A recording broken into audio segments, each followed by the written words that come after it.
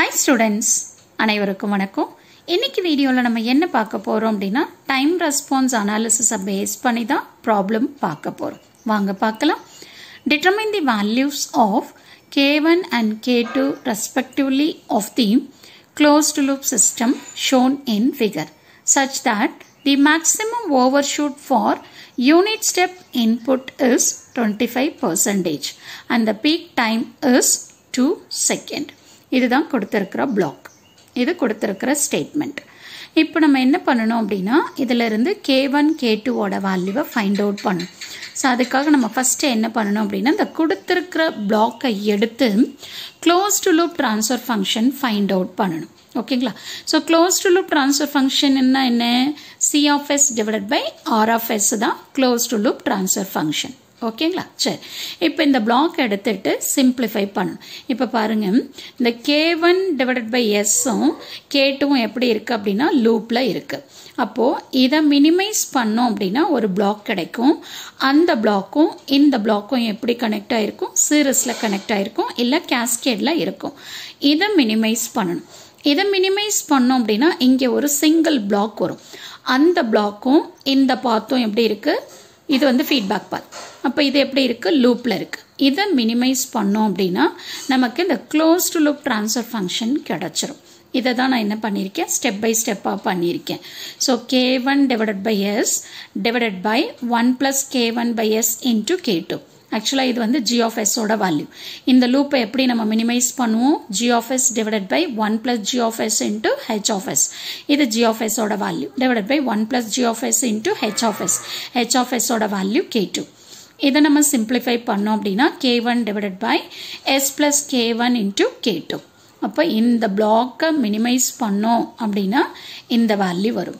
இப்ப இந்த வேல்யூவும் எப்படி இருக்கு? சீரிஸ்ல இருக்கு. அப்ப நம்ம என்ன பண்ணனும்? மல்டிப்ளை பண்ணனும். சோ அப்போ K1 divided by s into s plus K1 into K2. Okay. அப்போ இந்த ரெண்டு block-ஐயும் நம்ம மினிமைஸ் பண்ணோம் அப்படினா இந்த எக்ஸ்பிரஷன் வருது. இப்போ இதுக்கு அப்புறம் நம்ம என்ன பண்ணனும்? லூப் ரிடக்ஷன் பண்ணனும். அப்ப இதுதான் g of s. அப்போ g of s divided by 1 plus g of s into h of s. இங்க h of s ஓட வேல்யூ என்ன? 1. சோ இத போட்டுட்டு நம்ம என்ன பண்றோம்? சிம்பிளிஃபை பண்றோம். அப்படி பண்றப்போ நியூமரேட்டர் என்ன வருது பாருங்க? K1 divided by s into s plus K1 into K2 plus K1. இது டினாமினேட்டரோட வேல்யூ. இத ஃபர்தரா சிம்பிளிஃபை பண்றோம். C of s divided by R of s is equal to K1 divided by s square plus K1 K2 into s plus K1 ன்னு வருது. So இதுதான் வந்து கொடுத்திருந்த அந்த block diagramக்கான closed loop transfer function. ஓகேங்களா? இத ஃபர்ஸ்ட் ஃபைண்ட் அவுட் பண்ணும். Okay. இத முடிச்சதுக்கு அப்புறம் நம்ம என்ன பண்ணனும் அப்படினா ஜெனரலா ஒரு செகண்ட் ஆர்டர்னு எடுத்துக்கிட்டோம் அப்படினா ஜெனரலான closed loop transfer function என்ன அப்படிங்கிறது நமக்கு தெரியும். C of s divided by R of s is equal to omega n square divided by s square plus 2 epsilon omega n into s plus omega n square. இதுதான் general expression. இத நம்ம என்ன பண்றோம் அப்படினா இந்த ஜெனரலை கொண்டு வந்து நமக்கு இப்ப பிளாக் டயகிராம் ரெடியூஸ் பண்ணி வந்ததில்ல அதோட கம்பேர் பண்றோம். அப்படி கம்பேர் பண்றப்போ omega n square ஓட வேல்யூ என்னன்னு எழுதலாம்? K1 ன்னு எழுதலாம். அதே மாதிரி 2 epsilon omega n is equal to என்னன்னு எழுதலாம்? K1 K2 ன்னு எழுதலாம். ஓகேங்களா? அதை தான் நான் இங்க எடுத்து எழுதியிருக்கேன். சோ இத முடிச்சதுக்கு அப்புறமா நமக்கு இந்த ப்ராப்ளம்ல மேக்ஸிமம் ஓவர்ஷூட் எவ்வளவு பெர்சன்டேஜ் கொடுத்திருக்காங்க? 25% கொடுத்திருக்காங்க. என்ன இன்புட்டுக்கு? யூனிட் ஸ்டெப் இன்புட்டுக்கு. அப்போ மேக்ஸிமம் ஓவர்ஷூட்டுக்கு ஃபார்முலா தெரியும். So percentage overshoot is equal to e to the power of minus epsilon pi divided by square root of 1 minus epsilon square. இப்போ இதுல percentage இருக்கிறத normal வேல்யூக்கு மாத்திக்கோங்க. 0.25. that is 25 divided by 100 போட்டோம் 0.25 வந்துருச்சு. so this is equal to e power minus epsilon pi divided by square root of 1 minus epsilon square.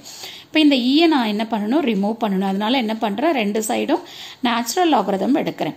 அப்படி எடுக்கிறப்போ ln of 0.25 இந்த e cancel ஆயிரும். அப்ப நமக்கு என்ன வரும்? minus epsilon pi divided by square root of 1 minus epsilon square வரும். ஓகேவா?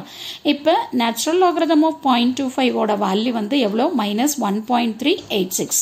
So இங்கேயும் மைனஸ் இருக்கு, இங்கேயும் மைனஸ் இருக்கு. அப்ப அது ரெண்டும் என்ன ஆயிரும்? கேன்சல் ஆயிரும். அடுத்து வந்து பார்த்தீங்கன்னா இந்த ஸ்கொயர் ரூட்டை நான் ரிமூவ் பண்ணணுங்கிறதுக்காக ரெண்டு சைடும் ஸ்கொயர் பண்ணிக்கிறேன். அப்போ 1.386 whole square is equal to epsilon square into pi square divided by 1 minus epsilon square. இதை நம்ம என்ன பண்ணணும், சிம்பிளிஃபை பண்ணணும். இதை கிராஸ் மல்டிப்ளை பண்ணி சிம்பிளிஃபை பண்ணணும். ஓகேங்களா? ஸோ அப்படி உங்களுக்கு சிம்பிளிஃபை பண்ணிங்க அப்படின்னா ஸோ இதிலிருந்து இது நார்மல் கேல்குலேஷன் தான், ஒன்றுமே இல்லை. ஸோ சிம்பிளிஃபை பண்ணி நம்ம என்ன பண்ணுறோம் அப்படின்னா எப்சிலானோட வேல்யூவை கண்டுபிடிக்கிறோம். எப்சிலானோட வேல்யூ என்ன வருது அப்படின்னா 0.403 வருது. ஓகேங்களா? இதை நீங்கள் வந்து நோட் பண்ணி இல்லை இதை அப்படியே பார்த்து நீங்கள் ஒர்க் அவுட் பண்ணுங்கள். இது நார்மல் கேல்குலேஷன் தான், ஒன்றுமே பிரச்சனை இல்லை. ஓகேங்களா?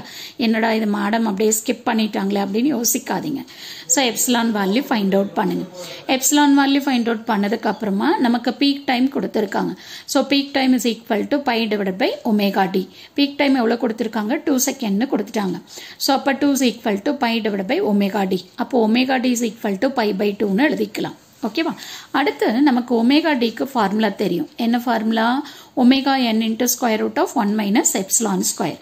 நான் இதை என்ன பண்ணுறேன், இந்த ஸ்கொயர் ரூட்டை ரிமூவ் பண்ணுறதுக்காக ரெண்டு சைடும் நான் ஸ்கொயர் பண்ணுறேன். அப்போ omega d square is equal to omega n square into 1 minus epsilon square. கரெக்டுங்களா? ஸோ எப்சிலானோட வேல்யூ எனக்கு தெரியும், அதே மாதிரி ஒமேகா டியோட வேல்யூ தெரியும். ஸோ இதிலிருந்து என்ன ஃபைண்ட் அவுட் பண்ணிக்கலாம், ஒமேகா என்னோட வேல்யூவை ஃபைண்ட் அவுட் பண்ணிக்கலாம். ஸோ இதுவும் நார்மல் பேசிக்கான ஒரு கேல்குலேஷன்ஸ் தான், மல்டிப்ளை பண்ணுறது டிவைட் பண்ணுறதுன்னு சொல்லிட்டு. ஸோ இதிலிருந்து நம்ம என்ன பண்ணிக்கலாம், ஒமேகா என்னோட வேல்யூவை கண்டுபிடிக்கலாம். இப்போ omega n is equal to 1.715 radian per second. இப்போ ஒமேகா என்னும் தெரிஞ்சிருச்சு, எப்சிலானும் தெரிஞ்சிருச்சு. ஓகேவா? இப்போ நம்ம வந்து ஆல்ரெடி என்ன பண்ணியிருக்கோம் அப்படின்னா இந்த ஜென்ரல் ஈக்குவேஷனோட கம்பேர் பண்ணி ஒமேகா என்ன எழுதியிருக்கோம், ஸ்கொயர் ரூட் ஆஃப் k1ன்னு எழுதியிருக்கோம். நமக்கு ஒமேகா என் தெரிஞ்சிருச்சு. ஒமேகா என்னோட வேல்யூ என்ன, 1.715 is equal to square root of k. இப்போ இதில் இருந்து k இஸ் ஈக்குவல் டு நம்ம என்ன பண்ணுறோம், இதை வந்து k தான் வேணும், சாரி k1 தான் வேணும். அப்போ ரெண்டு சைடும் ஸ்கொயர் பண்ணிங்கன்னா k1 கிடச்சிரும். அப்போ k1 இஸ் ஈக்குவல் டு 2.941 வந்துருச்சு. ஓகேங்களா? அடுத்து வந்து பார்த்தீங்கன்னா நம்ம என்ன கண்டுபிடிச்சோம், 2 epsilon omega n is equal to k1 into k2ன்னு கண்டுபிடிச்சோம். எப்சிலான் தெரியும், k1 தெரியும், ஒமேகா என் தெரியும். ஸோ இதிலிருந்து நம்ம என்ன பண்ணிக்கலாம், k2ஓட வேல்யூ என்னன்னு கண்டுபிடிக்கலாம். அப்போ k2 இஸ் ஈக்குவல் டு 0.470ன்னு வருது. ஓகேங்களா? ஸோ இதுதான் k2ஓட வேல்யூ, இது வந்து k1ஓட வேல்யூ. ஸோ இந்த மாதிரி தான் நம்ம என்ன பண்ணணும் அப்படின்னா ப்ராப்ளமை ப்ரொசீட் பண்ணணும். ஸோ கண்டிப்பாக இந்த வீடியோ உங்களுக்கு யூஸ்ஃபுல்லாக இருக்கும்னு நினைக்கிறேன். தேங்க்யூ ஃபார் வாட்சிங் திஸ்.